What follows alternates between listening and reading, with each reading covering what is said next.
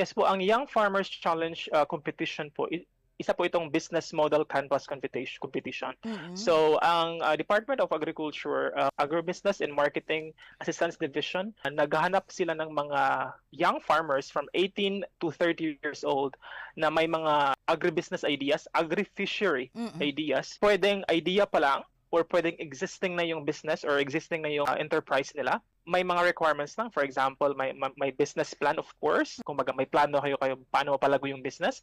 May sinaset silang ng mga requirements and deadline ng submission. That's actually yearly, sometimes twice a year. And then, may financial grant po. So, sa provincial level, sa ngayon, from 50,000, 80,000 na po.